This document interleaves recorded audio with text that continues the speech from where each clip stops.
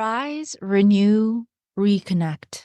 Welcome to From the Ashes, a podcast where every story ignites hope and healing. In this week's episode, I interview my friend Jeremy Lyons, who has made a habit of seamlessly blending dichotomies. He has been both a football player and cheerleader, a dancer with no rhythm, a stand-up comic as an introvert, and so much more. Professionally, he has been a teacher, surveyor, data analyst, artistic figure model, film runner, and for the last 8 years has worked in the recruiting operations space, where he has started his own RecOps company and created the most popular blog and GPT in the space. We've had some great conversations throughout the years, and this one is no exception. I hope you enjoy this interview with Jeremy Lyons. And the fire in the darkest night, the phoenix burns. It's ready for flight.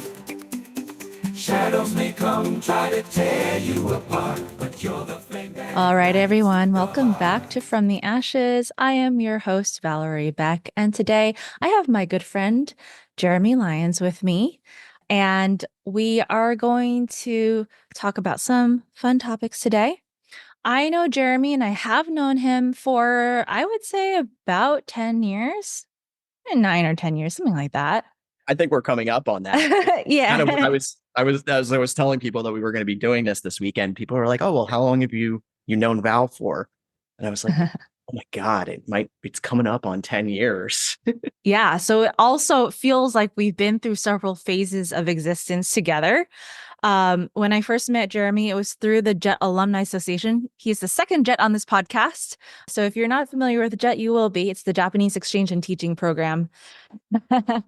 He also has been such a help on some of my artistic endeavors. So we used to run this show called the Shuffle Dance Challenge, where it would be a dance improv adventure each show. And he was such a huge support in that era of my life. So it's really cool to have stayed friends with you, Jeremy. I'm really excited to have you here. Hey, I'm excited to be here. When you started doing this podcast, I was like, "Oh, good. Now we can finally put stuff on wax that we've always talked about." Yeah, for sure. Like we can finally get those brilliant ideas out there, except, Certainly not my brilliant idea, certainly yours. Oh, thank you. But yes, today we're going to dig into Jeremy's From the Ashes story. So just to give a little bit of background, and Jeremy, you can expound on this in your own way. Jeremy has worn so many hats in his life. And part of it is that, you have so many different interests, but also you've been willing to be open and exploring. And then there are certain challenges personally that you have gone through as well that have shaped the way that you approach things in life. So with that being said, I will give you the floor. Well, thank you for giving me the floor, Val. It's one of those things that for me, I've been very, very lucky in my life to surround myself with and be encouraged by the people who are around me to be curious and be adventurous and understand that not everything is going to necessarily have a good outcome or a positive outcome, but you learn new things and you learn stuff about it. I saw a quote actually yesterday. It's like from Nelson Mandela that was, "I don't lose, I either win or I learn." And I think that has been kind of an idea that's always sort of stuck with me, is where am I learning and how do I learn? And I think that kind of gets into a lot about my life story. Many people who oftentimes have heard me talk or ask me questions wonder how I've done so much. And when I look back on it, I don't actually think of it as having done so much. It's just been, hey, I was curious. I was around people who were also curious and doing the same thing. And I got to go on a lot of adventures in that sort of way, shape, and form. Got it. So the first thing that I want to dig into is your chosen From the Ashes story, right? Because we go through so many difficulties, but that are formative, but one that really stands out to you. Yeah. And I think it's been kind of interesting because you and I have gone through, it feels like so many different lives in just the short amount of time we've known each other. We've gone through breakups, we've gone through job changes, we've gone through learning experiences, we've gone through getting married during a pandemic and that looks like, to our partners starting on their new adventures and things that are really their passions and been supportive there. And so I think that it is kind of fun to have this discussion. So my From the Ashes story, I think, starts with kind of a down note. And I'll call this like the lessons written in blood aspect of my story, which was I had a very particularly rough 2022. I went through two job changes. One was kind of a lot of people not understanding me, but I knew I needed to make a change off of that. And then the other one was, bar none, one of the most torturous experiences of my life. And that led me kind of on a re-exploration of who do I want to work with and why. And that led me to not only actually starting my own business and writing a lot about my profession, which is recruiting operations. And really, I started writing a newsletter very specifically for our group, because it is a group that normally is behind the scenes, doing behind the scene type work. That's now getting a lot of airtime. And that quickly actually grew to the most popular newsletter in the space. And I had a conversation with somebody about this last week, which was, I remember when it had 500 people, now it has 2,500 plus in essentially a year. Mm-hmm. And I could not tell you how it got that big, why it got that big, other than to say that I just have a passion for my space. And that has been the most important guiding star, is to provide my space with information. But even more than that, one of the things was I got to work with some really, really bright people. And at the time, I had known this probably actually since about the time we met, was, well, Jeremy, you have ADD. And what does that mean? And for me, I always thought, well, that means a little bit of inconsistency. Some days I'll be able to work really well, really focused. Other days, yeah, you know what, not so much. And that might be a couple of days, that might be a week, just depends. But I started working with a lot of very, very bright people who had ADD. And what has been very formative to me is it's actually been people who traditionally, if people don't know about ADD, it's usually diagnosed in men, little boys, because the symptoms are a little bit more culturally, like can't sit still, love talking, curiosity, things like that. But I was actually learning it a lot from women, where it's not as common and not as easily diagnosed. And so for me, it was interesting because these women are brilliant and I have a tremendous amount of respect for them. And they were very open about, hey, it's not just an intention thing.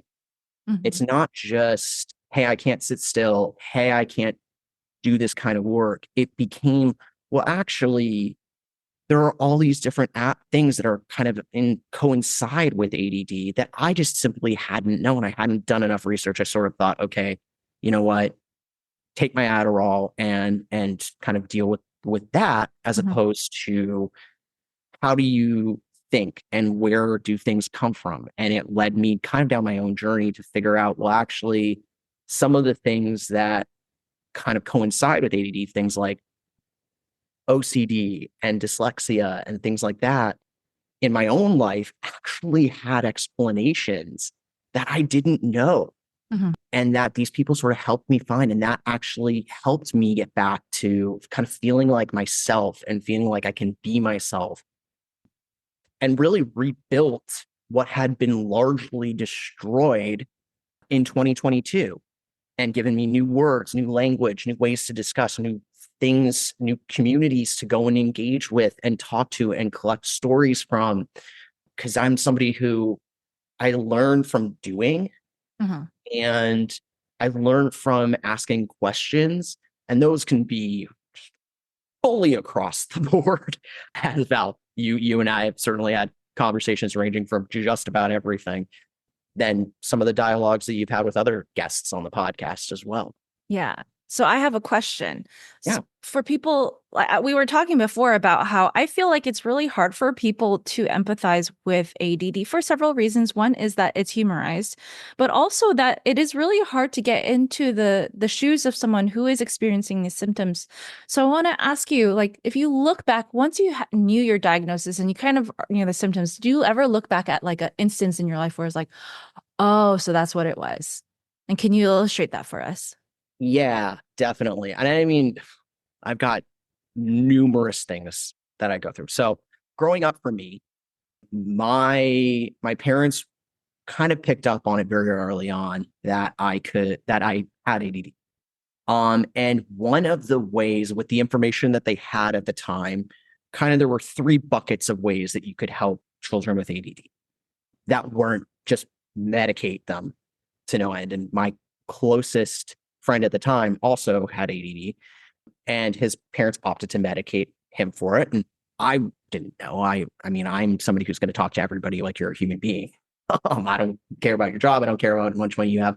You're a person. You're standing in front of me. I'm going to have a conversation with you like you're an actual human. Um, and those three buckets were exercise, structure, and diet. And growing up, the running joke in my family was Jeremy only likes white food. It was pizza without sauce. It was pasta without sauce. It was like cut up apples, and they had to be cut. I wouldn't just like bite into an apple. It was like had to be cut. I liked tricolored pasta, but I would eat all of one color of pasta first Mm-hmm. and then go on to the next one and then go on to the next one. And one of the things that I think people don't necessarily understand about the neurodivergent aspect of ADD is that there are those other things come into play. So the OCD side of me, it doesn't. It goes into that. And my attention to detail, a lot of people who I work with, I'll go, oh my God, you got an insane attention to detail. I know people who have insane attention to detail. And I'm like, I want that. Mm-hmm. Because I find myself making mistakes, and I find myself getting upset at myself for making mistakes because I'm like, you know better. But when I think about my life and I think about my career, one of the things about recruiting operations that I love is you think in systems and you think of scalability and you think of how do I make something more efficient? And usually you make things more efficient by kind of making things the same. And it always bothered me. And I remember an interview question from somebody 6 years ago, which was very early on in my career, which was, you sound like somebody who likes structure, likes to deliver structure and all that. And while that is great, how do you respond to people who don't like that? Mm-hmm. So that's something that's always stuck out to me as a question. Because at the time I was kind of like, well, I'm just saying things very confidently because I was taught to say things confidently. And I like to meet people where they are. I don't like to be like, have very firm rigidity in what I do. But that was an interview question that kind of stuck with me. And it didn't click in my Mm-hmm. head until last year when I was working with some of these people and continue to work with them now. Was like, oh, okay. You were picking up on the fact that like I might get frustrated with people when what they're doing doesn't make sense. You can't fit it in a systematic box. And how to sort of express that, not only in professional language, but have personal conversations with people where it's like, hey, we've designed this thing for everybody to follow. You're not following it. What can we do to sort of make it easier for you to follow? Why aren't you following it? And really discovering the why. And I think that also has kind of led into a lot of stuff in my own life where if people ask me, one of the questions I love to ask people is, what is your question word? Because I think people have different question words in their own lives. Some people like what questions, like what needs to be done. Some people are how people. I'm a very big why person. If you can be as ambiguous as you want down everything else, but if you give me your North Star or you tell me the why behind something, that goes into my internal computer, and I start going, oh, okay, well, these things are going to start stacking up, and these things are going to be what they're going to be. Okay. So I would like to feed some of that back to you and let me see if I got it correctly.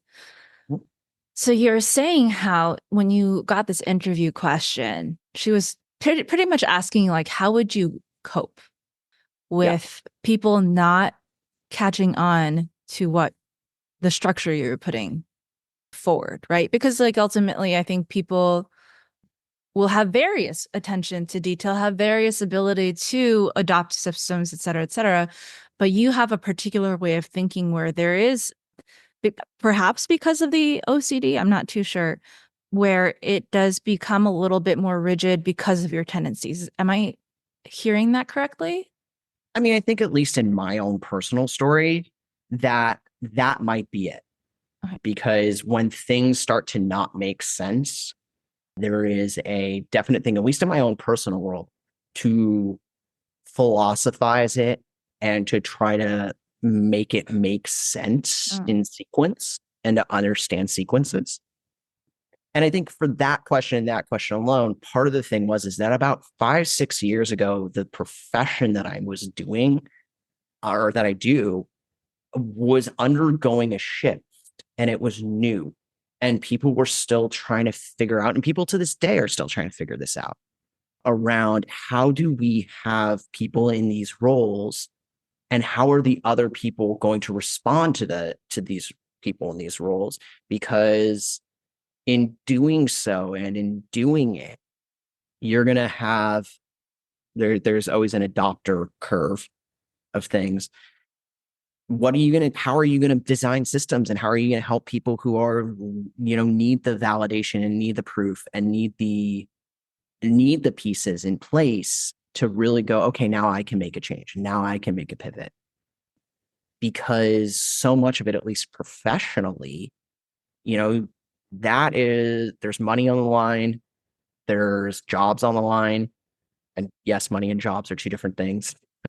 But the culture of a company can be really impacted if there's a lot of people who have really strong personalities Mhm. trying to kind of duke it out in ways that other people just don't understand.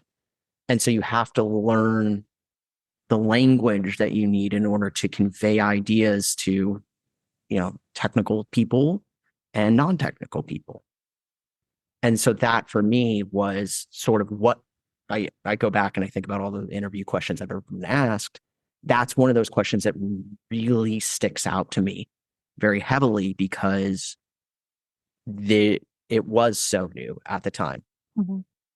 So in 2022, you said that you went through a really rough patch and that like part of what you realized is that there was something had to shift within yourself.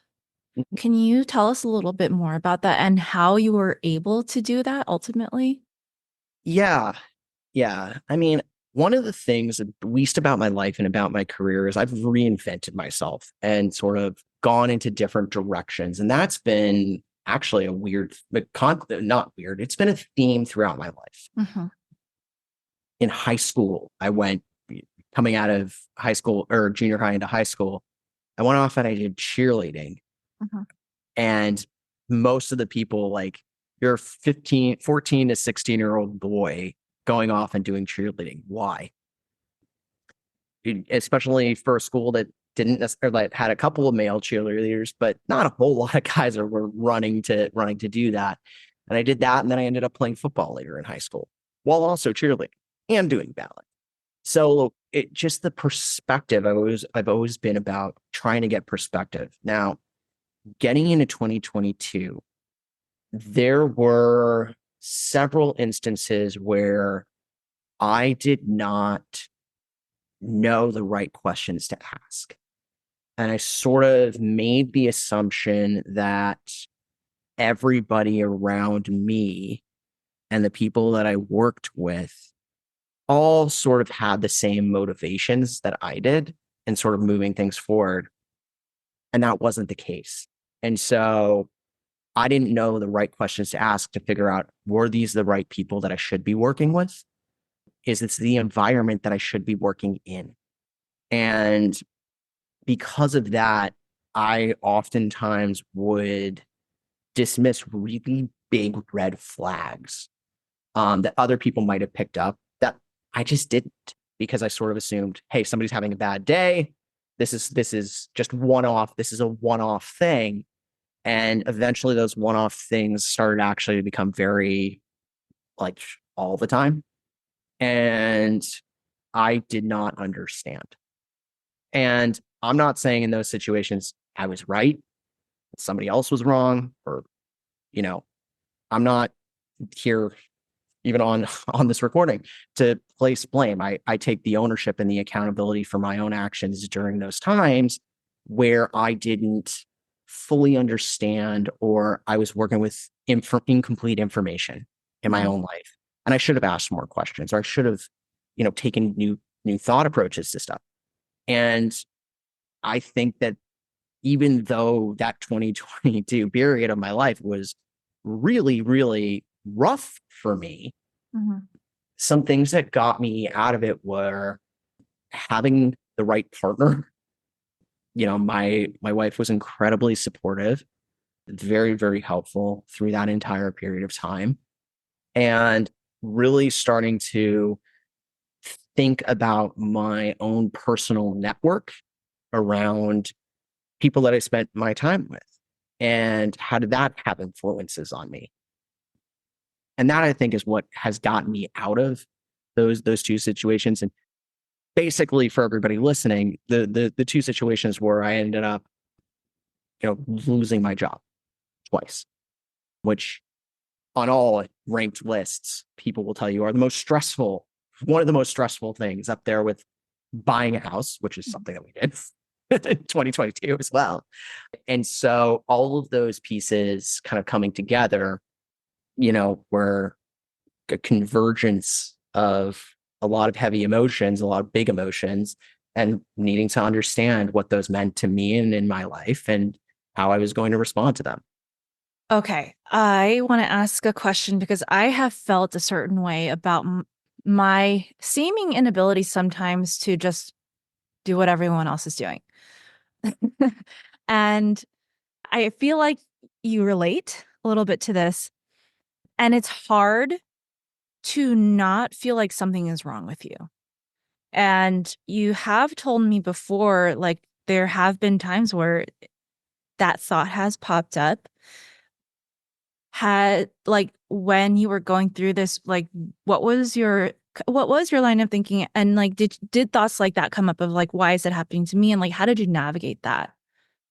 So I have never been somebody who has fallen into a despair around like, why is this happening to me? I wouldn't hesitate to say that I'm somebody who's like, everything happens for a reason. Yeah. Because I think that's a line of thinking that I think it can be helpful for some people, but I don't think it's been helpful for me. I think what I have looked at it as in my own life is, what is this situation that I can learn from?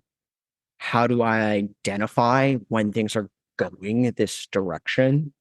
And how do I control my own emotions within things?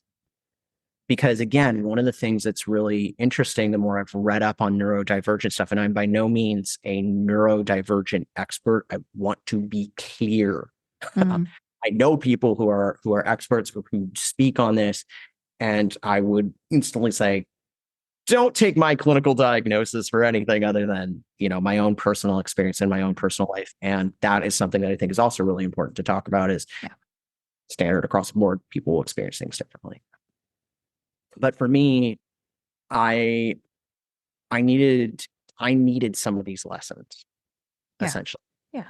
And even though I would say that they sucked, and I wouldn't necessarily wish them on anybody that I know, I will also tell people that sometimes in a lot of situations, I see myself as a cautionary tale to be able to come through and then tell people these stories, so that if they start to go through stuff in their own lives that looks very similar, they know that they're not alone. And I think that not alone perspective is also really, really important. And even through these experiences, one of the things that I've started to do, at least professionally on my own LinkedIn, is a lot of, at least especially at the end of 2022, was when the global job market changed. And the last time that it had changed, which was in COVID, where there were a lot of the COVID related layoffs, once people sort of figured out what it was going to be like, there was a huge hiring sprint. Mm-hmm. For this most recent round, there are some people I know who have been without a job for up to a year. And when you have been without a job for up to a year, one, you interview differently.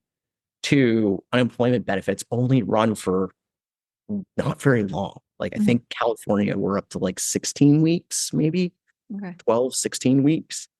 That can be really hard on people. And I started doing essentially a post every week so that people knew that they're not alone and that other people do it. Because originally, some companies would get called out as having done layoffs, but other companies would miss out. And when you work in recruiting, you're in the business of collecting stories and working to get people hired, and hiring people changes people's lives most of the time. Yeah. And so for me, I wanted people to know that they're not alone, and that not alone piece is also vital. And I don't think that I would have that same perspective if these things hadn't happened to me. Yeah. And by the way, that post that I do on Tuesday, I don't even think about it as like doing it for me. I like to do things for other people because I think that it's important. I feel like I am letting people down if I don't do that. And so I've set that up in my own mind. It's like, hey, I'm gonna do this because I never know when that other person just needs to feel seen and not disappeared. And how does that help them? The last time we talked, you did mention like you have felt misunderstood much of your life. Like, how has that driven you? I mean, I see it because I see it in what you do for people and you want people to feel seen. That's actually probably the first time that somebody's asked me that question. And I don't have an answer to that. I think that there are a lot of people who might think that there are certain, if they were to be in my shoes and doing those things, that their motivations would be different. And I don't fault people for that. You see everything people do through that lens of your own personal experience, your own personal stories. And I think one of the beautiful parts, at least in the last year, and I'd call it 2023 as a huge rebirth year for me in figuring out who I am and what I like and how I want to do things, that there are people out there who will take the time to listen and understand. So you don't have to feel sort of like that you're misinterpreted. But I think the other piece too, let's call this technology impacting how people think. One of the things with prompt engineering and AI and the incorporation of AI, which is also kind of coincided with the end of 2022, was how do you write a prompt?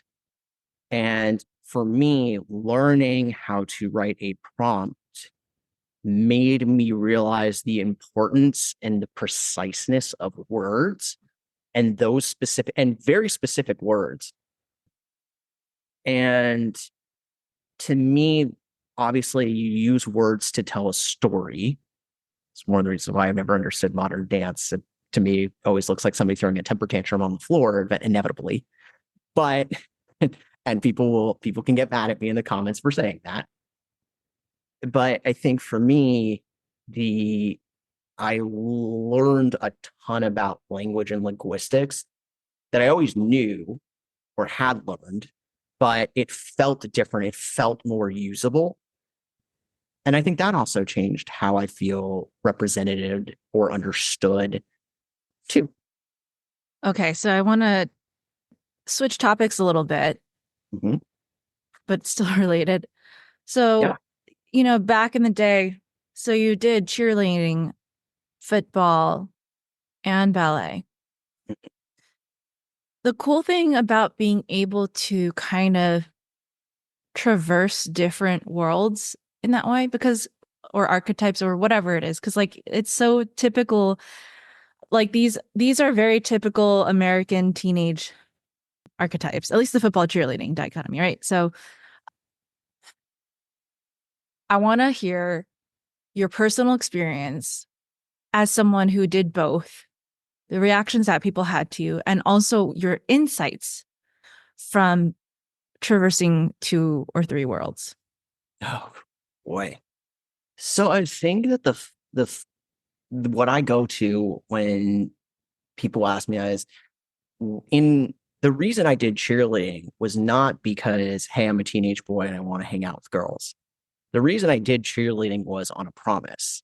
I had said to the cheerleading coach at the time had watched me dance with, I was at a camp that was through my school and I was doing dancing and I lifted somebody up as part of the dance. And she came up to me afterwards and said, hey, do you want to do cheerleading? You can lift people up. And I said, okay. And it was as simple as that. And the other thing too was I wanted to be able to go to football games. And I knew that if I wanted to be able to go to football games, the only way I was going to be able to get to football games was to have a ride. And the way to get that ride was, well, be part of it in some way, shape, or form and do that. And the cheerleading piece extended through college for me too. Mm-hmm. But I think that you need a strong internal dialogue with yourself when you're going to do something that people aren't necessarily going to understand. And trust me, in high school, I heard every name in the book. Mm-hmm. And if you are not somebody who is self-confident and just sort of your story and your direction, there are plenty of things that will break you. And I just was like, hey, I'm going to go and I'm going to do this and I'm going to, I'll laugh about it later. And, part of doing it means that you have to understand that people aren't going to understand. And then when I started actually playing football and doing cheerleading and doing ballet at the same time, the main concern that a lot of people had was, well, how are you going to balance your time in doing all of this? And that actually lended itself really well into ways that I had come up, which was give yourself structure, get the exercise, and those helped mitigate a lot of my ADD symptoms because I just simply I was getting the exercise that I needed, and I needed to be very organized with my time. And I did. And now looking back on it, I always question myself, like, how did I do all of this? And I couldn't give you an answer. I think it was just, this is what's in front of me, get through it. And now I go back and I take the lessons that I learned, and I think it gives me perspective on a lot of things. I think one of the things that you and I have always talked about is never been comfortable around alpha male type conversations. I just simply don't know how to process that because I'm not somebody who looks at themselves and says that I'm a man's man. I am here and I am in person. And that is how I'm a person with stories. And I don't think that I fall into any archetypes. Now, other people might be like, oh no, you totally fall into archetypes. And I'd be like, which ones are those? So that I can like understand it in myself. But I think for me, learning and, I'd love to kind of hear your response on your archetypes too. It's always been just curiosity for me. I would say that I have had issues with self-esteem forever. And so, however, I think my curiosity in a lot of cases when I was pursuing passions drove and overtook my self-esteem and confidence issues. And that gave me periods of time where I was able to accomplish a lot. Ultimately, the self-esteem and confidence did catch up to me. I think I just suppressed it for a long time. And so when shit hit the fan, relationally, I guess, with people or whatnot, and it would it would cause me to spiral down. And I didn't have the self-awareness until much more recently to see like where those spirals came from. Because it was like I was doing a lot of great things and I would be able to accomplish a lot. And then like something would happen in my love life. And then like I'd be completely depressed for like a year or something.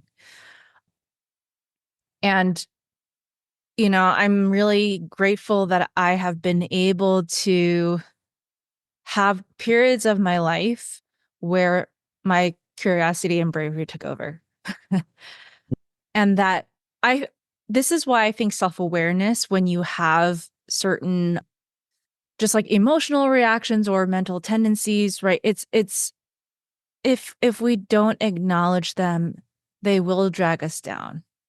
And a pill or a drug can only do so much before you're like, hey, okay, the drug is masking something here. I need to figure out what that is so that like it doesn't take over my psyche or my body or whatever it might be.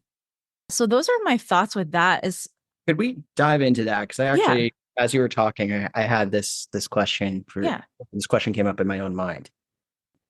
And it involves kind of a little bit of an interlude, which was I've always been, I would say, very disciplined in myself for a couple of things. First off, I don't drink when I'm angry because I know that there's not going to be a solution for it. And it's not all I'm going to do the next day is feel angry and hungover if I've been drinking heavily. So I've always made it a very good decision to just not drink when I'm angry. Mm. But one of the things that I realized as you were talking is that whenever I went into a new relationship, I would always give myself time to heal between those. Because I never wanted to get into a relationship where in my own brain, I was still suffering from somebody else. And here's this beautiful and wonderful person in front of me who is a blank slate in our relationship. And I'm now taking out on them some unhealed or unprocessed trauma. Yeah. But I think one of the things that's kind of fascinating about that was while I was able to do that in my personal life, in my professional life, I never did that. And so for you, kind of being able to kind of more or less talk about it the opposite way, where you were able to do the professional things, but the personal life really kind of would torpedo stuff. I mean, how do you feel? Do you feel like you give yourself time to heal between those processes?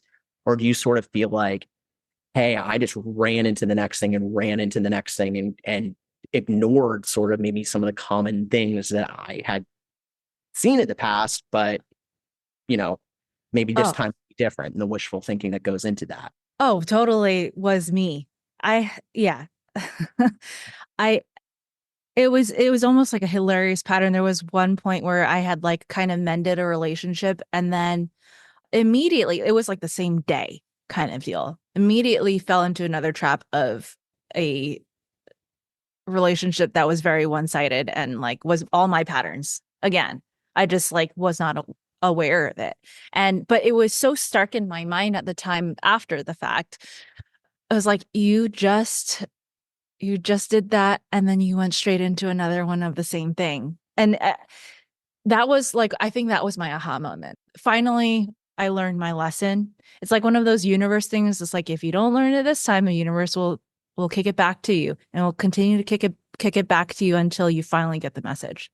Yeah. Well, I mean, and that was kind of my 2022 in a lot of ways with the two jobs that really impacted me.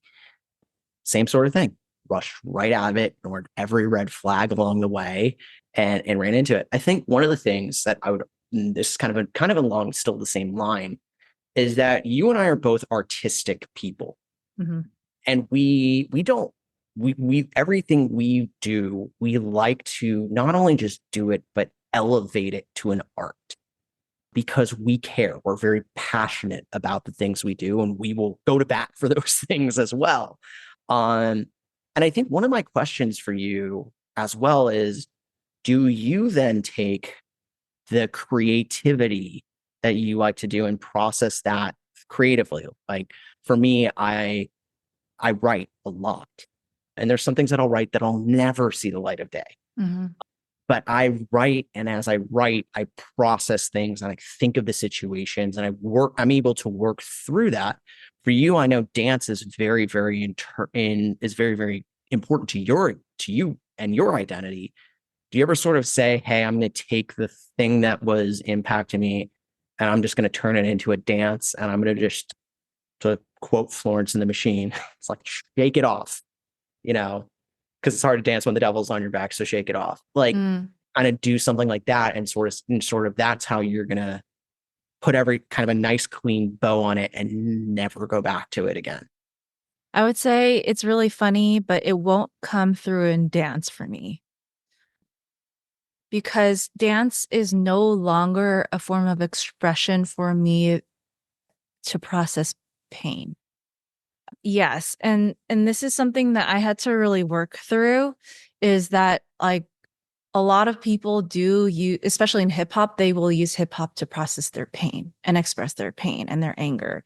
And the thing is, like with any emotion, when it does fuel very good art, I have to say, when people are emoting their suffering, and it can be beautiful, but at the end of the day, then it's still pain and suffering that you haven't processed otherwise. And for me, it wasn't enough to just dance it out. And I don't want dance to solely be a place where I be emo. I want it to be creative. And to be creative doesn't mean that you are stuck in your suffering. To be creative means that you've transcended it and are able to create something new. And so when I dance now, it is very off the cuff, which is I do choreography to teach people, but you'll never see me regurgitate moves in any like very organized fashion anymore, especially if I'm going out, and I'm not really doing much of like organized dancing anymore. And yeah, so there's a reason for that. Not to say that I won't ever again, but at least for my dance, I like save it for a very specific purpose. And that is to express freedom. Well, I mean, that's phenomenal that you know yourself well enough that you do that. I think for me, kind of reflecting off of that, I did stand up as a form of catharsis. And I used to do every week a post that on LinkedIn that people know me for, which was a spicy post. I wasn't saying that it was a hot take. It was spicy because it was a perspective. And I rated on the Scoville scale of spice, depending on how spicy I thought it was going to be. But similar to you, I don't go back and revisit material, and I don't love every time I'm creating something, I want to create it new. When I was doing stand-up, I didn't go in with a set list of jokes that I was going to tell. I was going to listen to the audience, listen to what people were reacting to, and think on the spot about what the jokes that I was going to tell, how I can make a story out of it that related to me, and do all of that. And same now. Similar now. I don't go back and revisit material that I've already done before. But also similarly too, I stopped doing those posts because I had done them when I was angry. And the minute I sort of lost that fire and that anger, it felt empty to sort of keep doing things when I didn't have a strong opinion on them anymore. And people continue to ask me, they're like, well, would you ever go back and do stand-up again? No. But it's, I still, you hang around me long enough, somebody will get me on a streak, and I will. But I'm doing it impromptu. I'm not doing it prepared anymore. Yeah. And I think this helps to like beg the question, like, well, then like if you're not doing it through your art, like where's the emotional processing going? And I'm asking myself this question at this very moment, kind of thing. Like, where's the emotional processing going? Because it's not like I don't feel anger, right? It's not like I don't feel sadness. So we can both think on this, and then whoever thinks of the answer first can go first. I mean, I think that I have found different sort of ways to try and cope with it. And I mean, in the last couple of months, people have talked to me about, a number of different things. And I think I have, once I am around the people that I trust and the people that I care about, and I know that it's a safe space, I will talk about the things that are bothering me, but I don't hold the anger in if I can. I vent it as quickly as possible because I know that anger will destroy you, bitterness will destroy you. And I have been bitter and I have been angry. I don't love that feeling. Mhm. So it kind of takes a knowledge of yourself and deep introspection to try to understand that in yourself, I think, Yeah, personally. I And that's agree too.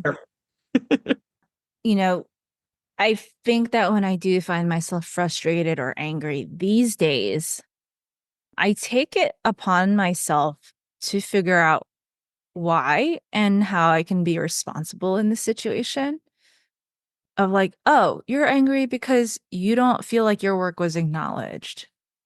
And why is that important to you to be acknowledged? Right.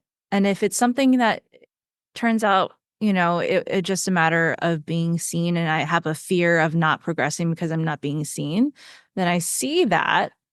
And then I'm like, but that has nothing to do with how effective you're being in your work and all of that. And so it's just like separating the fear from reality helps to see my emotions and decide whether or not they're useful or not in the first place. Yeah, I mean, I think, and as we're talking about, I think we've kind of gone down this path of talking about compartmentalization. Oh, I there's a no, because say that honestly, word. this week's podcast that was just released, there was a point in the podcast where I was struggling to say compartmentalize. So It's just the struggle. It's the struggle bus of the yeah. week, and it's say compartmentalize like 3 times fast and see where your brain goes. You know, I think that there are a lot of things that oftentimes get spoken about negatively. Oh, again, uh, my tongue is about as tired as I am. The that have this negative connotation to them, but can also be very effective because if you are able and you know yourself well enough to understand how you are processing something and what you are going through and how to articulate to somebody, hey, maybe now is not the right time to talk to me. And, maybe that's what people call emotional maturity. But I think that if you're able to compartmentalize certain elements of things, then you can go back to draw on them in other places. One of the things, this is probably almost a decade ago, that I got really fascinated by was like building a mental palace. And for people out there who don't know, there's a concept that a lot of memory experts do to sort of remember things. And it's this idea of a memory palace, and you basically build a house or a palace in your own mind, and you store things in that palace in a very specific kind of way. So instead of saying, it's a memory, and in your memory palace, the memory is you assign it to a book that's read, that is, I don't know, big.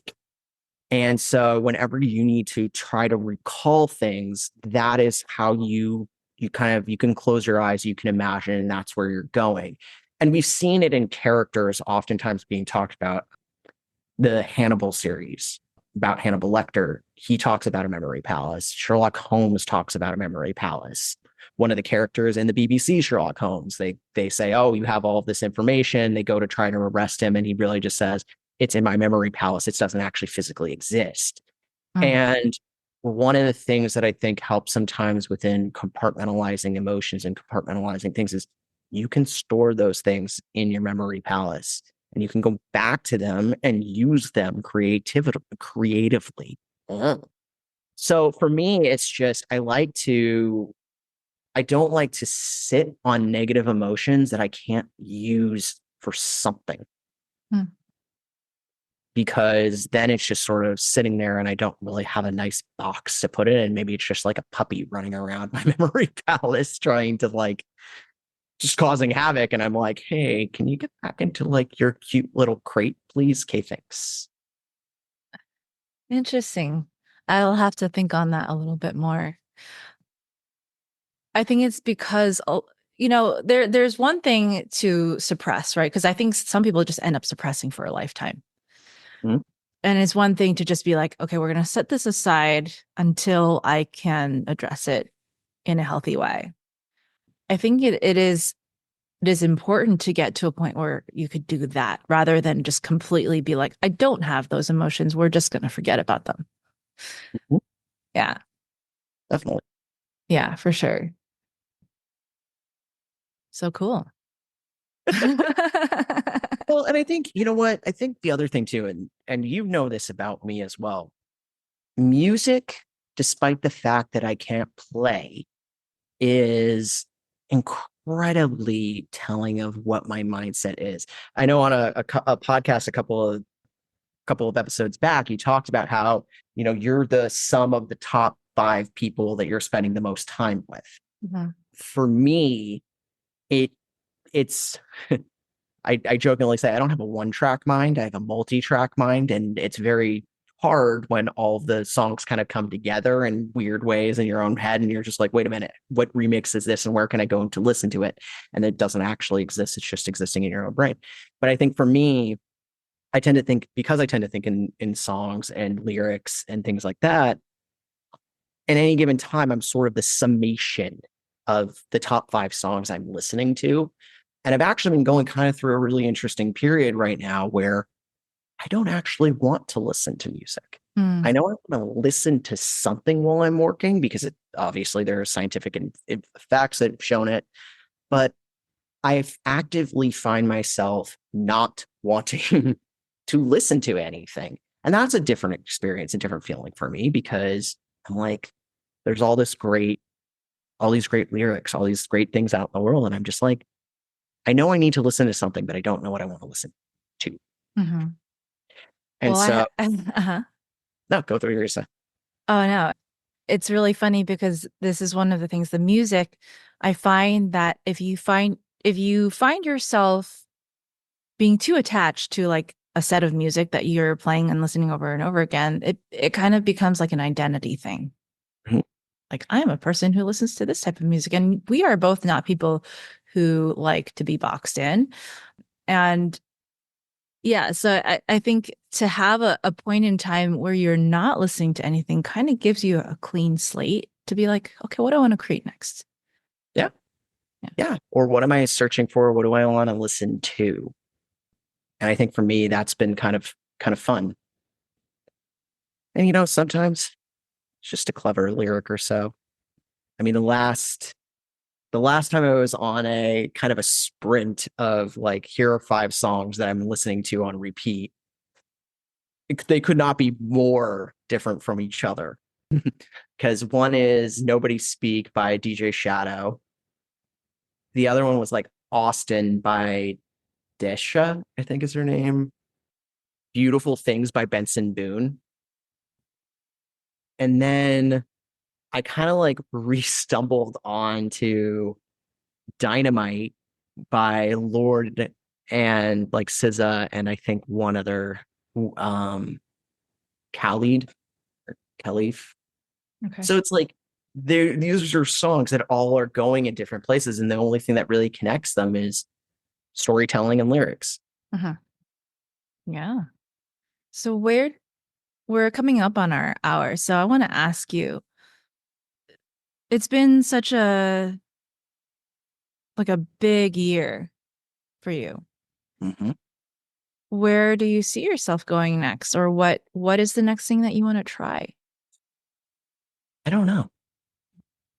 I think for once I get through this conference thing that I'm planning with several people in October, I'm really sort of looking forward to peace and calm and taking stock in everything that I've done this year for who I've done it to. And that is kind of where my brain is going on a lot of things, because I don't have an answer. I kind of have to take the information as it comes to me and then do that and kind of not come into it with opinions, because then I'm going to try and force it into a box. Mm. And I don't want to force things into a box that's just a box of my own design. Ooh, I really like that. So not forcing an outcome based off of what you think things should be. Yeah. I mean, I think that goes back to asking why, starting with why, which, by the way, is a great book by Simon Sinek. I think the only things that I'm thinking about is, how do I continue to understand me with the information that I have and the experiences that I've gained, and continue to help other people. I mean, I think another way to spin it would be, it's like, I'm not a hammer trying to find nails. I'm just trying to find, okay, here are all these things. Now, what tools in the toolbox do we need to use to do the next thing? And we could probably spend a whole other hour or talking about I think it leads into this concept, but spend a whole other hour just simply talking about how in this society and in our culture, nobody really teaches you when's the right time to walk away or say no. Yeah.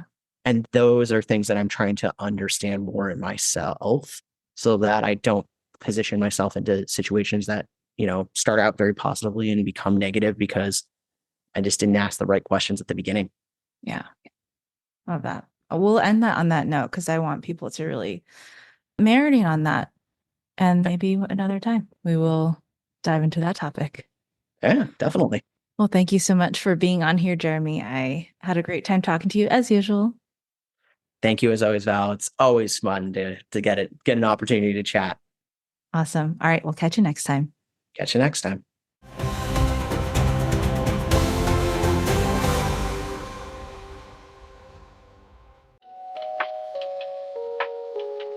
Hey, listeners, if you're enjoying the stories and insights from the Ashes, why not stay connected with our community? Join my mailing list for bi-weekly updates on upcoming events, wellness tips, fun tidbits, and of course, new podcast episodes. I promise no spam, just valuable content to help you live your best life. Head over to www.intrepidwellness.life and sign up today. Don't miss out, and let's keep the conversation going.